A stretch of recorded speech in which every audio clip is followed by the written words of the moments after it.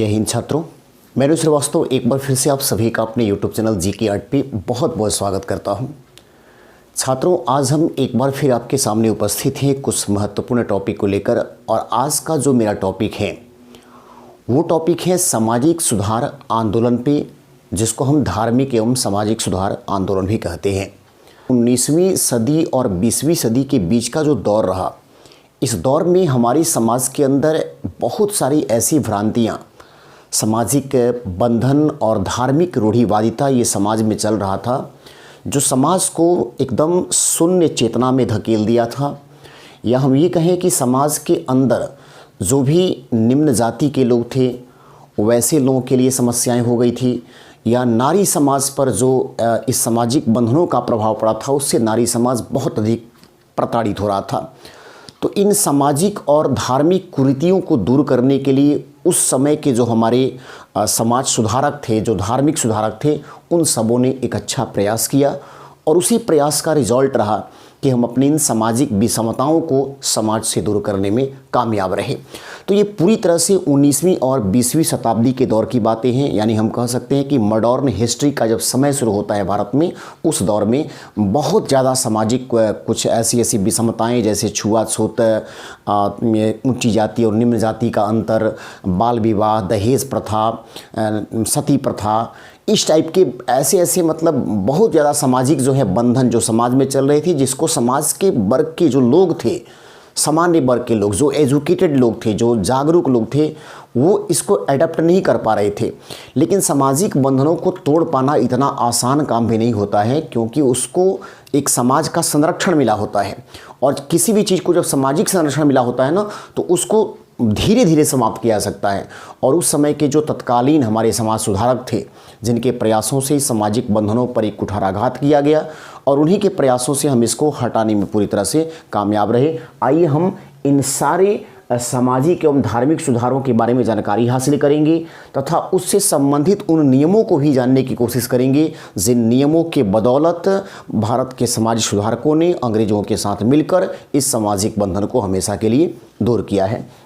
तो देखिए, यहाँ पर मैंने स्पष्ट रूप से लिख दिया है कि सामाजिक एवं धार्मिक सुधार का जो समय रहा है वो 19वीं सदी में खास करके ये बातें होती हैं नारी सुधार को लेकर, और 20वीं सदी जिसमें निम्न जाति के सुधार को लेकर बातें हैं। यानी कि निम्न जाति के लोगों के ऊपर जो अत्याचार हो रहा था, उस अत्याचारिक बंधनों से मुक्ति दिलाने के लिए 20वीं सदी में सबसे अधिक संघर्ष हुआ। जबकि 19वीं सदी मुख्यतः जो है नारी सुधार की दिशा में किया गया कार्य रहा है। तो ये 19वीं और 20वीं सदी के दौर में जो भ्रांतियां समाज के अंदर फैली थी, जिनको दूर करने का प्रयास हो रहा था, उन्हीं सब पर हमारी चर्चाएं होगी। और एक एक करके हम उन सारे समाज सुधारकों के बारे में जानकारी हासिल करेंगे। आज की मेरी परिचर्चाएं राजा राम मोहन राय पर होगी। लेकिन उससे पहले हम कुछ भारत में लाए गए महत्वपूर्ण एक्ट की जानकारी भी हासिल करेंगे, और कुछ ऐसी व्यवस्थाएं जो प्रचलन में खराब थी उनको समाप्त किया गया, या कुछ चीज़ें अच्छी थी जिसको समाज में लाया गया। तो इन सब पे हम जानकारी हासिल करेंगे। देखिए, यहाँ पर सामाजिक सुधार का मतलब मैंने जो बताया वही चीज़ यहाँ पर है कि सती प्रथा बहुत एक घृणित, ये हम कह सकते हैं कि सामाजिक बंधन उस समय औरतों के लिए बना हुआ था कि अगर किसी औरत का पति मर जाता है तो वह अपने पति को चूँकि परमेश्वर मानती हैं, सब कुछ मानती हैं, और जब उसका पति ही नहीं रहा तो फिर पत्नी को भी जीने का कोई अधिकार नहीं है। देखिए, ये बातें सत्य हैं कि पति परमेश्वर होता है, इसमें कोई शक नहीं है कि एक पत्नी और पति का रिश्ता बहुत बड़ा रिश्ता होता है। लेकिन इसका ये मतलब कतई नहीं होता है कि अगर पति मर जाते हैं तो फिर पत्नी को भी उन्हीं की चिता पर बैठाकर जला दिया जाएगा, उनको भी मार दिया जाएगा।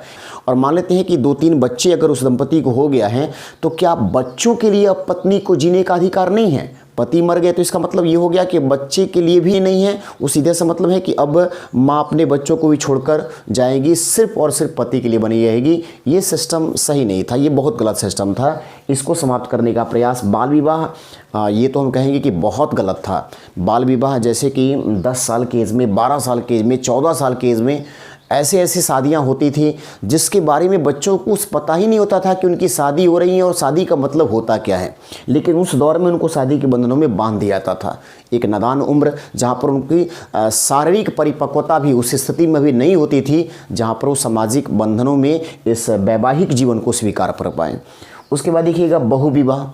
एक पति उसकी कई पत्नियां, या एक पत्नी उसकी कई पति, ऐसा सिस्टम इस समाज में था। सोचिए ये कितना मतलब गलत और घृणित सामाजिक सिस्टम था कि बहुपतित्व विवाह या बहुपत्नीत्व विवाह, मतलब एक पति के कई औरतें या एक औरत के कई पति। ये सिस्टम सही नहीं था।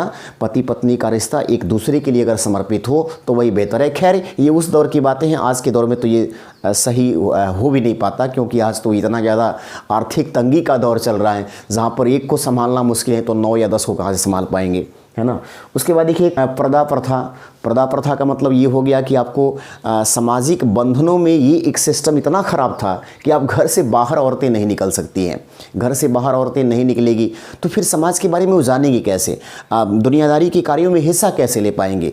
इनका सीधा सा तर्क था कि औरतें घर से बाहर नहीं निकल सकती हैं, औरतों का काम है सिर्फ 4 दीवारी के अंदर रहना, संतान उत्पन्न करना, घर परिवार को चलाना, इतना ही तक सीमित रहना है। बाकी इनको जो भी जिम्मेवारी है वो घर के अंदर की हैं, मर्दों की जिम्मेवारी रहेगी वो कि घर के बाहर के कार्य वो करें। तो आज के दौर में ये सब चीज़ें एकदम बकवास की बातें हैं। आज अगर एक पति भी काम कर रहा है, पत्नी भी काम कर रही है, तो आपका सामाजिक जीवन बेहतर रहेगा। वो सारे समय अब समाप्त हो चुके हैं, लेकिन ये सब सिस्टम बना हुआ था। फिर देखिए छुआछूत, एक ही भगवान के बनाए गए अगर लोग एक दूसरे से छुआछूत की भावना रखें कि तुम ऊंची जाति के हो, तुम निम्न जाति के हो, तुमको हम छू देंगे तो अपवित्र हो जाएंगे, ये सिस्टम कितना घटिया था। अपवित्र हो जाएंगे, अरे अपवित्रता सोचिए, इस सिस्टम से तो हमारे संविधान के जो निर्माता थे B.R. अम्बेडकर, वो तक प्रभावित हो गए थे। सोचिए कितना ज़्यादा जुल्म उस समय हमारे हिंदुस्तान के अंदर जो है ये हिंदू धर्म में, और हम कहेंगे कि कुछ अन्य धर्मों के अंदर भी हो सकता है कि होता होगा, लेकिन हिंदू धर्म में ये ज़्यादा पॉपुलर था। निम्न जाति के लोगों के साथ सवर्ण जाति के लोग जो है छुआछूत का व्यवहार करते थे, और इसका भुगतान B.R. अम्बेडकर स्वयं भुगते थे। शायद यही कारण था कि संविधान के आर्टिकल 17 में उन्होंने छुआछूत को लेकर नियम बना दिया कि अगर अब कोई छुआछूत को बढ़ावा देता है तो वो कानून की नज़र में एक अपराधी है। तो इस सिस्टम को भी हटा दिया गया। उसके बाद देखिए पाखंड एवं अंधविश्वास, एक धार्मिक रूढ़िवादिता जो चली आ रही है। तो धार्मिक रूढ़िवादिता में कुछ ऐसे नियम बने होते हैं जिससे आज़ाद हो पाना इतना आसान काम नहीं होता है। और जब तक धर्म को आप एक धर्म की नज़र से देख रहे हैं, धर्म है, अपने धर्म के प्रति आस्था होनी भी चाहिए, सही बातें हैं, लेकिन धर्म की भी एक दायरा होता है कि कहाँ तक धर्म को मानना है। अब उसमें एकदम पाखंड चल रहा हो, अंधविश्वास चल रहा हो, तंत्र मंत्र जादू टोना, एकदम फतवा जारी हो रहा हो, ऐसा कि मतलब जिससे सिस्टम समाज का बिगड़ रहा हो, मुझे लगता है कि ये सब चीज़ें बेहतर नहीं है। धर्म होना चाहिए, अपने गॉड के ऊपर भरोसा भी होना चाहिए, ये सही चीज़ें हैं। आस्था चीज़ है, बड़ी आस्था अच्छी होनी चाहिए, आपकी सोच अच्छी होनी चाहिए, आपका कर्म अच्छा होना चाहिए और विश्वास भी होना चाहिए। चलिए एक शांति और सुकून के लिए हम लोग पूजा पाठ कर लेते हैं, वो अच्छी चीज़ें हैं क्योंकि उसका वैज्ञानिक दृष्टिकोण भी है, लेकिन पाखंड उसमें बिल्कुल नहीं आना चाहिए। इन सबको समाप्त किया गया। अब देखिए उसके लिए क्या क्या हुआ है। ये देखिए 1798, मैं जो यहाँ पर लिखा हूँ कि 19वीं सदी से लेकर 20वीं सदी का जो दौर था, इसी दौर में सबसे अधिक सामाजिक विषमताएं जो हैं समाज को जकड़े हुए था, जिनको दूर करना बहुत ज़रूरी था। तो इसमें 1798 में एक सिस्टम समाज में उस समय चल रहा था, शिशुवध। यहाँ शिशुवध का मतलब था कि कन्या अगर घर में जन्म ले रही है तो कन्या के जन्म के समय ही उसको मार देना। तो जन्म के समय ही मार देना या उसको माँ के गर्भ में ही समाप्त कर देना, यानी यहाँ शिशुवध का सीधा सा मतलब है कन्या भ्रूण हत्या से। हालांकि हमारे समाज में आज के दौर में भी ये चोरी छिपे कार्य हो रहा है। हालांकि भारत सरकार ने इसको एक दंडनीय अपराध घोषित किया है कि अगर आप ऐसा करते हैं तो आपको दंड दिया जाएगा, लेकिन आज भी चोरी छिपे ये सब चीज़ें होता हैं। जिस दंपति को आज भी लगता है कि नहीं, लड़का और लड़की में डिफरेंस है, अंतर है, लड़के घर के चिराग होते हैं, लड़कियां घर की चिराग नहीं होती हैं, लड़कों से ही खानदान चल सकता है, लड़कियों से खानदान नहीं चलेगा। मुझे लगता है कि आज के दौर में ये चीज़ें सही नहीं है, क्योंकि लड़कियां भी खानदान चला सकती हैं। याद रखेंगे, कोई ना कोई लड़की ही आपके घर की लक्ष्मी बनकर आती है और कोई ना कोई लड़की ही दूसरों के घरों में लक्ष्मी बन के जाती है। अगर लड़की बेहतर है तो मुझे लगता है कि घर परिवार बिल्कुल सुख समृद्धि में रहेगा, क्योंकि एक औरत घर को बना भी सकती है और एक औरत घर को बिगाड़ भी सकती है। तो यहाँ पे और दूसरी बड़ी बात ये भी देखिए कि अगर आप कन्याओं की लगातार हत्या ही करते रहोगे भाई, तो समाज में एक डिफरेंस पैदा होगा, लड़कों की संख्या बढ़ जाएगी, लड़कियों की संख्या घट जाएगी। तो ये सिस्टम बड़ी गड़बड़ है। आज देखिए हरियाणा की स्थिति, लिंगानुपात जो है देखिए वहाँ पर किस कदर है, लड़कियों की संख्या एकदम कम, लड़कों की संख्या बहुत अधिक। तो ये स्थिति अगर रहेगा तो वहाँ जो लोग मतलब उस एक्यूरेसी को पूरा करते होंगे, जैसे मान लीजिए कि हरियाणा में 877 जो है लड़कियां हैं 1000 पुरुषों पर, तो 877 लड़कियों के लिए तो 877 लड़के फिट हो गए, उनकी शादियां हो गई। बाकी जो बच गए वो अब किससे शादी करेंगे, जरा सोचिए। और याद रखिए कि जब लड़की ही नहीं रखोगे, कन्या की हत्या ही करते रहोगे, तो फिर जो है वधू लाने का जो आपका सपना है कि नहीं भाई वधू लेकर आएंगे, वो वधू कहाँ से आएगी। समाज बदलो, राष्ट्र बदलेगा, अपनी सोच को बदलना पड़ेगा। मुझे तो लगता है कि आज के दौर में लड़कों को जॉब लेना थोड़ा सा मुश्किल है, लड़कियां तुरंत जॉब ले सकती हैं और घर परिवार को अच्छे से संभाल भी सकती हैं। हाँ, ये ज़रूर है कि ठीक है लड़कियां किसी दूसरे के घर चली जाती हैं, ऑलवेज़ आपके पास नहीं रहेगी, लेकिन ये भी तो सत्य है कि लड़के आपके पास रहकर भी कहाँ रह पाते हैं, इस बात को भी स्वीकार करना पड़ेगा। ठीक है, और वहाँ भी जब लड़के रह कर नहीं रह पाते हैं तो जो लड़की आप लेकर आए हैं वही आपके घर परिवार को संभालेगी, तो वहाँ भी लड़की ही सामने आ रही है।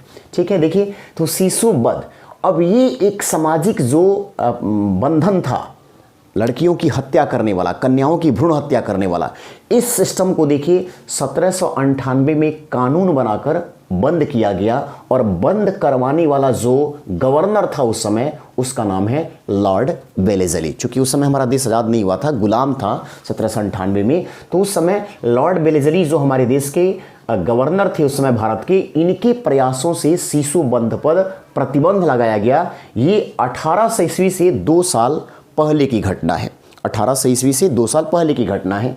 तो यहाँ पर थोड़ा सा इसको हम ट्रिकी रूप देने का प्रयास किए हैं। शीस दाहिना ऐसा हिंदू, तो सी से शिशुवध, स से सती प्रथा, दा से दास प्रथा, ही से हिंदू विधवा पुनर्विवाह, न से नेटिव मैरिज एक्ट, ए से एज ऑफ कंसेंटेंट, सा से शारदा एक्ट और हिंदू से हिंदू मैरिज एक्ट। इसको हम एक मतलब ट्रिकी रूप देने का प्रयास किए हैं ताकि आपको थोड़ा सा आसान रहेगा। शीस दाहिना ऐसा हिंदू।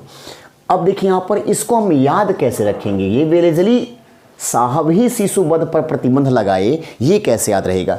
तो इसको याद करने के लिए हमें दिमाग क्या लगाना पड़ेगा कि जैसे कन्या की हत्या माँ के गर्भ में ही, भ्रूण हत्या जिसको हम कहते हैं, कन्या भ्रूण हत्या, ये अगर हो रहा है तो इसका मतलब इस टाइप की सोच वाले लोग ऐसा करा रहे हैं कि कन्याएं घर का चिराग नहीं होती हैं, लड़कियों को दूसरे के घर जाना है और घर का चिराग लड़के होते हैं।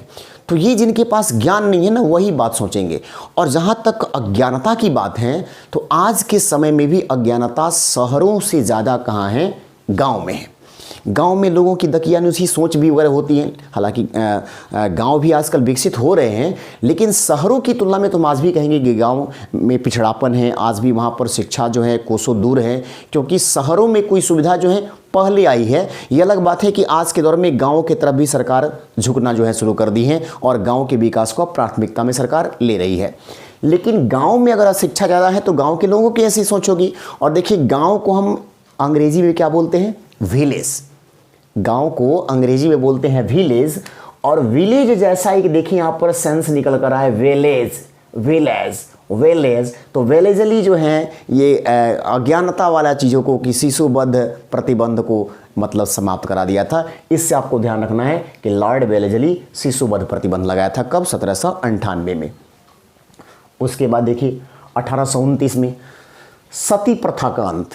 सती प्रथा, ये तो मतलब एकदम हाईलाइटेड क्वेश्चन है आपके कंपटीशन के लिए। सती प्रथा का अंत लॉर्ड विलियम बैटिक की सहायता से यही बंदा राजा राम मोहन राय बंद करवाए थे।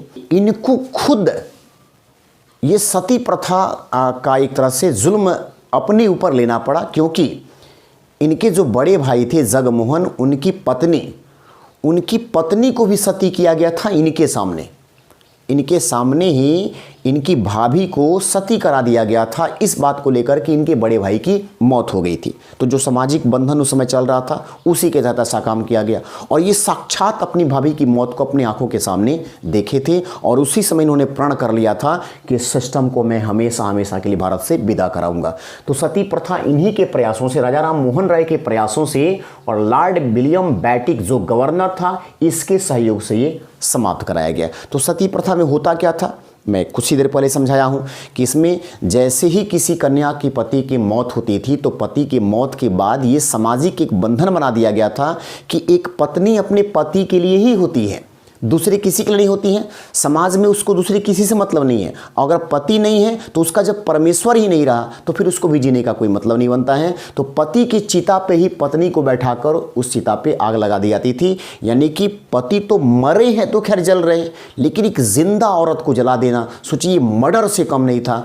ऐसा जो है ये काम होता था उस समय के समाज में 19वीं और 20वीं शताब्दी के दौर में। तो देखिए उसको लॉर्ड विलियम बेटिक ने समाप्त किया, किसके सहयोग के चलते, राजा राम मोहन राय के प्रयासों थे। तो ये सती प्रथा में चिता पर बैठाकर, ध्यान दीजिएगा, चिता पर बैठाकर और बैठा से यहां पर दीजिएगा बैटिक, बैठा, बैठिक, बैटिक, बैटिक, बैठा, बैठाकर, इससे निकल जा रहा है कि बैठाकर चिता पर आग लगाने वाली बात कौन, बेंटिक। इसके प्रयासों से सती प्रथा 1829 में समाप्त हुआ था। यह भी ध्यान रखना है कि 1830 में राजा राम मोहन राय के प्रयासों से ही एक और सिस्टम चल रहा था उस समय, ठगी प्रथा, ठगने वाला सिस्टम। तो ये ठगी प्रथा को भी 1830 में राजा राम मोहन राय के प्रयासों के चलते लॉर्ड विलियम बेटिक के द्वारा इसको भी हमेशा हमेशा के लिए समाप्त किया गया। उसके बाद देखिए 1843 में ये एक सिस्टम चल रहा था दास प्रथा। दास, घर पे किसी लड़के को अपना गुलाम बना के रखना, जीवन भर उससे काम करवाना। और ये अक्सर वही लोग कर पाएंगे जो सामान्य वर्ग के लोग हैं। ऊंची जाति के लोगों को आप दास थोड़ी बना पाएंगे उस समय के समाज में, ये तो संभव था नहीं। या जिसके पास पैसा बहुत अधिक है, जो समाज में एक प्रभावशाली व्यक्ति है, वो दास थोड़ी बनेगा। ये वही लोग बन पाएंगे जो निम्न जाति के थे, जिनके पास पैसों की कमी थी, आर्थिक तंगी थी। वैसे लोगों को दास बना के लोग, बड़े लोग अपने घरों में रखते थे और जीवन भर उनसे गुलामी करवाते थे।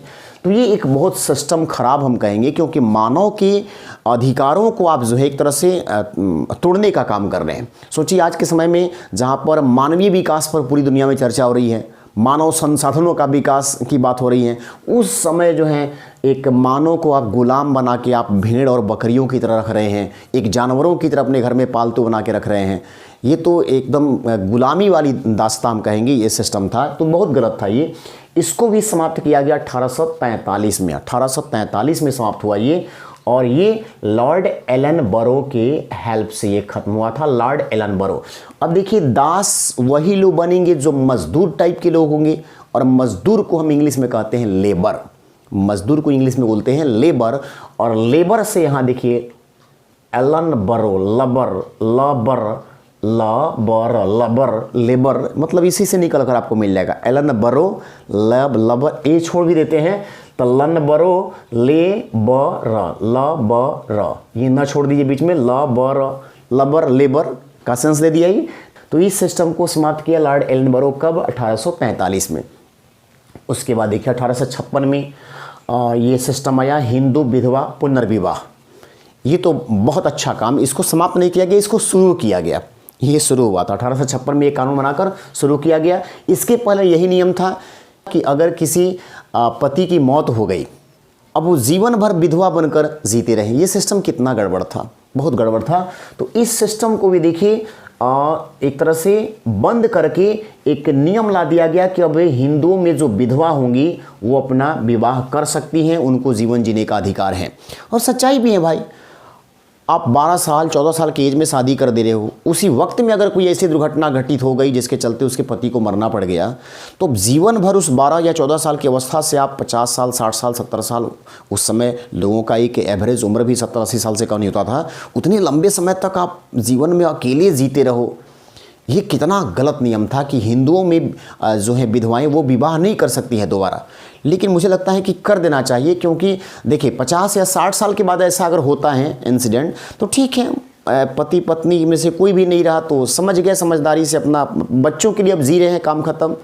अपने शारीरिक सुखों को लेकर, या हम कहेंगे कि एक प्रकार से अपने हितों को ध्यान में रखकर जो है उतना ज़रूरत नहीं रह पाता है, क्योंकि अब बच्चे उतने बड़े हो भी जाते हैं कि आपका वो हेल्प कर सकते हैं, आपको लेकर वो चल सकते हैं। लेकिन 15 साल 14 साल के एज में उस दौर में अगर मरते हो तो भाई मुझे लगता है कि उस समय आपको सहारा देने के लिए बहुत ज़रूरी है, तो विवाह होना चाहिए था। तो ये हिंदू विधवा पुनर्विवाह लाए थे कौन? Lord Canning. तो यहाँ पर देखिए इसका सेंस हम कैसे लगाएंगे, ध्यान से समझिएगा। विधवा का पुनर्विवाह कर रहे हैं, भाई विधवा हैं तो खुद उसका पति अगर मर गया तो उसके लिए समाज में अब उससे ज़्यादा दुखद घटना क्या है? उसका पति ही नहीं रहा तो समाज में अब उसके लिए उससे दुखद घटना क्या है? तो भाई विधवा है, उसका पति मर चुका है तो खुद दुख में है, लेकिन अब उसका फिर से विवाह अगर कर रहे हैं आप, तो उम्मीद अब यही करें कि भाई इस बार उसके जो दुखों का पहाड़ था उसके ऊपर, वो दुखों का पहाड़ समाप्त हो, एक ऐसा लड़का उसके लिए मिले जो और उसका सपनों का राजकुमार बन, एकदम राजा की तरफ बनकर उसके लिए रहें, उसके सपनों को साकार करें, उसको सुख सुविधाओं का ख्याल रखें, जो दुख में वो थी उस दुख को हमेशा हमेशा के लिए समाप्त करवा दें। तो एक राजा की तरह मतलब उसके सामने उसका पति होना चाहिए ताकि वो अपने दुखों को भूल सके। तो केनिंग, किंग, यहाँ से किंग का हम सेंस लगा लेंगे, केनिंग किंग, यानी उसका दूल्हा जो है राजा की तरह होना चाहिए। तो किंग समाप्त, किंग जो है कौन सा सिस्टम लेकर आया? हिंदू विधवा पुनर्विवाह। कब की बात है ये? 1856। देखिए कितना अच्छा चीज़ है भाई, हिंदू विधवाओं का पुनर्विवाह करा रहे हैं, ये सिस्टम इतना शुरू कराया बेहतरीन लॉर्ड कैनिंग। तो ये तो उस दौर में जब होता नहीं था ऐसा, विधवाएं विवाह नहीं कर सकती हैं दोबारा, चाहे 12 साल की एज में उसके पति की मौत हुई हो, 50 साल की एज में, उससे मतलब नहीं है, कर ही नहीं सकती है शादी, जीवन भर अब उनको ऐसे विधवा बन के ही रहना है। लेकिन अगर ये एक्ट नियम लाया तो ये सोचिए कितना बड़ा नियम था और कितना समाज में एक तरह से लड़कर स्ट्रगल करके ये नियम लाया होगा लॉर्ड कैनिंग। तो ये हम कह सकते हैं कि इसके लिए 56 इंच का सीना का अपना प्रयोग किया। और देखिए यहाँ पर 1856 इंच का सीना लगा दिया अपना, तभी जाकर इस सिस्टम को लाया। उसके बाद देखिए 1872 में native marriage act Lord Northbrook. ये नेटिव मैरिज एक्ट एक अंतर्जातीय विवाह था। अंतर्जातीय विवाह का मतलब है कि एक जाति का दूसरी जाति के लोगों के साथ शादी के बंधनों में बंधना।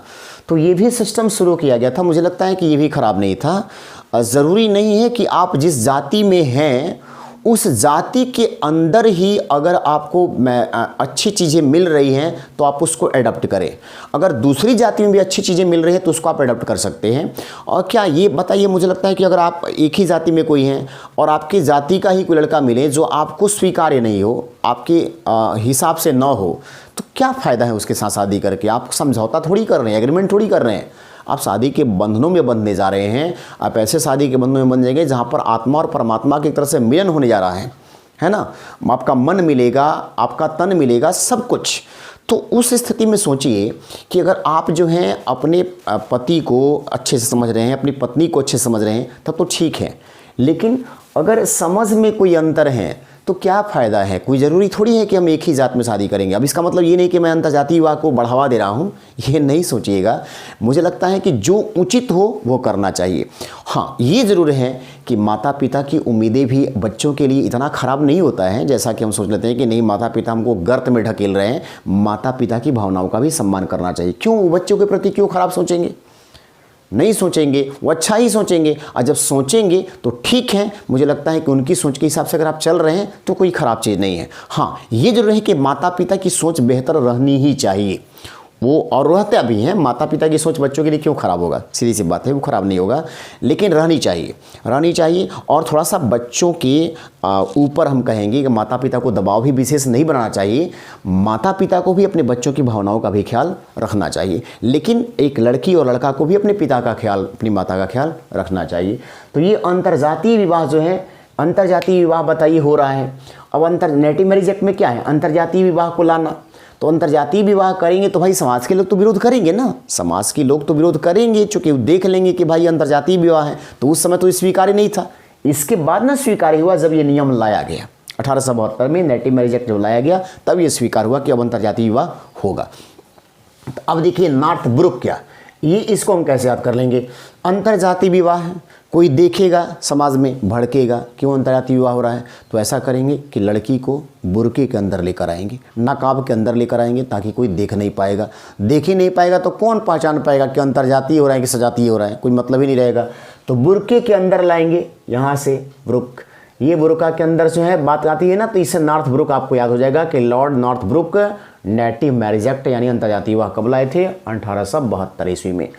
उसके बाद है एज ऑफ कंसेंट एक्ट।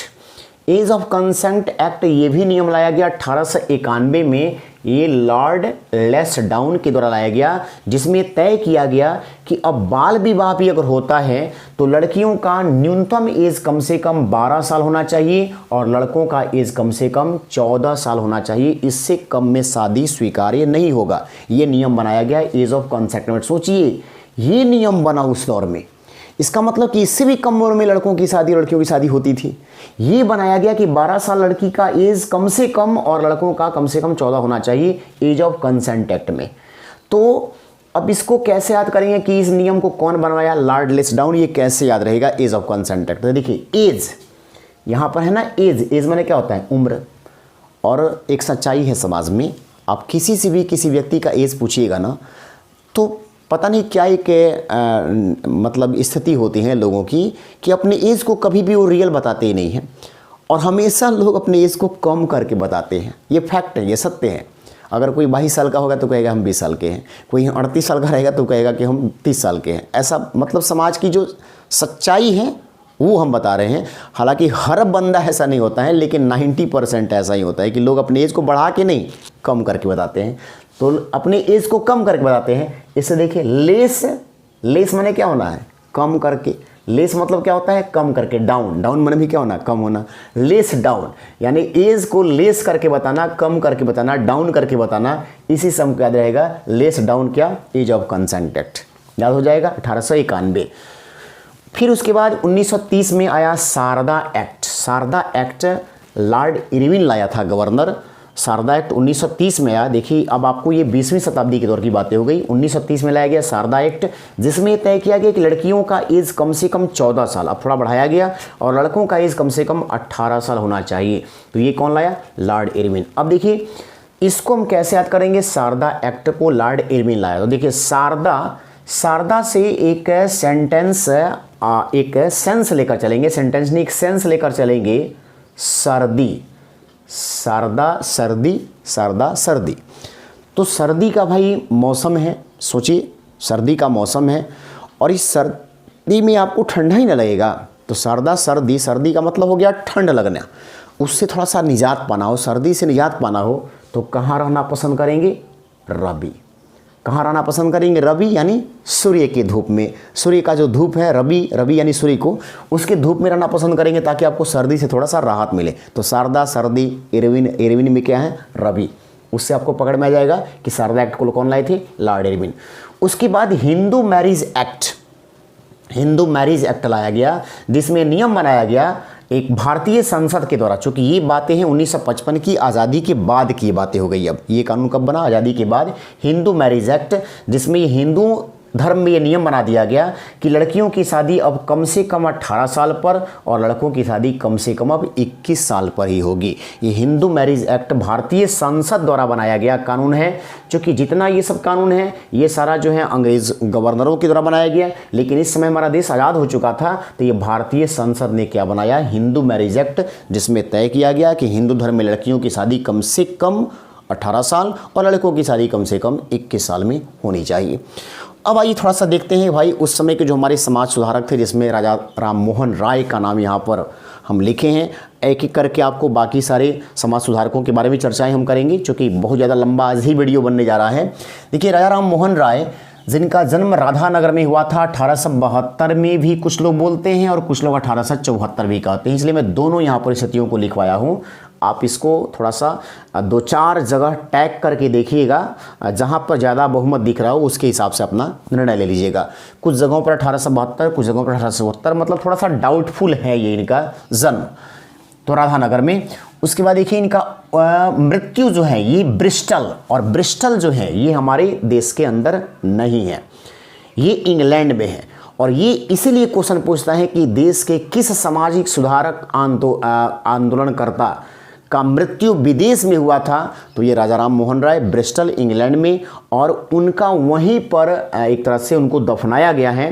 तो ये पूछता है कि किस सामाजिक सुधारक का समाधि स्थल, ऐसे करके आता है कि समाधि स्थल विदेश में है, राजा राम मोहन राय। कहाँ पर? इंग्लैंड के ब्रिस्टल में। इनकी मौत कब हुई थी? 1833 में। फिर देखिए इनका कुछ उपनाम है, इनको कुछ उपनाम दिया गया है जिसको यहाँ पर जानना जरूरी है। इनको कहा जाता है राजा। ये राजा जो इनको नाम दिया गया, ये राजा इनको उपाधि दिया था अकबर द्वितीय। अकबर द्वितीय का नाम आप सुने होंगे। उत्तरवर्ती मुगल वंश जब चल रहा था, मुगलों के शासन के बाद जब उत्तरवर्ती मुगल वंश 1707 ईस्वी से भारत में आया 1857 तक, तो उसी में एक राजा हुआ था अकबर द्वितीय। अकबर द्वितीय जब राजा बना तो उसके बाद से अंतिम एक राजा बना था बहादुर शाह जफर द्वितीय। उसके बाद मुगलों का हमेशा हमेशा के लिए भारत से पतन हो गया था। तो अकबर द्वितीय ही इनको राजा की उपाधि दिया। यही सबसे पहले राजा राम मोहन राय को राजा कह के बुलाया। तो ये राजा की उपाधि देने वाला व्यक्ति कौन था? अकबर द्वितीय। उसके बाद इस राजा राम मोहन राय को देखिए कहा जाता है आधुनिक भारत का नक्षत्र, क्योंकि ये इतने मतलब समाज की जो गंदगी थी उसको दूर करने का प्रयास किए। एक मतलब हम कह सकते हैं कि एजुकेटेड व्यक्ति के तौर पर समाज में अपना प्रभाव बनाए, लोगों के से संपर्क किए और इस प्रकार के गलत कार्यों को, जो ये आपका सती प्रथा था, उसको लोगों को समझाए कि ये समाज के लिए बहुत ही बेकार चीज़ें हैं, इसको समाप्त होना चाहिए। या ठगी प्रथा को भी समझाए कि ये सिस्टम भी बेहतर नहीं है। तो इनको एक अच्छा काम करने के चलते, समाज में क्रांति लाने के चलते इनको आधुनिक भारत का नक्षत्र कहा जाता है। और देखिए इनको एक और नाम से कहा जाता है, इनको भूत एवं भविष्य के मध्य सेतु भी कहा जाता है। इन्होंने जो चीज़ें बीत चुकी हैं उसको और जो चीज़ें आने वाली हैं उसके बीच में एक सेतु का काम किया, मतलब एक जोड़ने का काम किया कि भाई आने वाले दौर में भी लोगों को परेशानी नहीं हो, और जो परेशानी लोग झेल चुके हैं उससे भी लोगों को निजात हमेशा के लिए मिले। तो भूत और भविष्य के मध्य एक सेतु का काम किए कौन? राजा राम मोहन राय। तो इनको भूत एवं भविष्य के मध्य सेतु का भी उपनाम दिया गया है। इसके बाद इनको भारतीय पुनर्जागरण, पुनर्जागरण का मतलब होता है लोगों के अंदर नव चेतना का संचार होना। तो नव चेतना का जो संचार हुआ, लोग ये समझना शुरू किए और तरह तरह की समाज में जो बुराइयां हैं उसको हम कैसे दूर करें, तो लोगों को एक जागरण करवाए। तो इसीलिए इनको भारतीय पुनर्जागरण का जनक भी कहते हैं। और इनको कुछ लोग युग दूत कहते हैं। युग दूत का मतलब ये हो गया कि इन्होंने युग को एक प्रकार से चेंज करने का काम किया। और ये बात इनको युग दूत की उपाधि कौन दिया था? सुभाष चंद्र बोस, बहुत बड़े क्रांतिकारी सुभाष चंद्र बोस ने इनको युग दूत कहा है, यानी कि युग को चेंज करने वाले एक बहुत बड़े जो है दूत साबित हुए। उसके बाद इनको भारतीय पत्रकारिता का अग्रदूत भी कहा जाता है, क्योंकि इन्होंने पत्रकारिता के क्षेत्र में भी भारत को काफ़ी आगे किया था। तो इनको भारतीय पत्रकारिता का अग्रदूत कहा जाता है। अब देखिए थोड़ा सा इनके बारे में कुछ और जान लें। 1809 ईस्वी में इन्होंने एक फारसी ग्रंथ लिखा था तोहफत उल मुहद्दीन। तोहफत उल मुहद्दीन इनका 1809 ईस्वी में एक फारसी ग्रंथ आया था, ये फारसी भाषा में था, जिसमें उन्होंने एकेश्वरवाद की चर्चा की थी, यानी कि बहुदेववादिता का इन्होंने विरोध किया था। इन्होंने ये कहा था कि बहुत सारे देवता नहीं होते हैं, एक देवता की मान्यता को लेकर चलना चाहिए। तो एकेश्वरवाद के बारे में इन्होंने सबसे पहले अपने धार्मिक ग्रंथ फारसी ग्रंथ में चर्चा किया, जिसका नाम था तोहफत उल मुहद्दीन, जो इन्होंने कब लिखा था? 1809 में।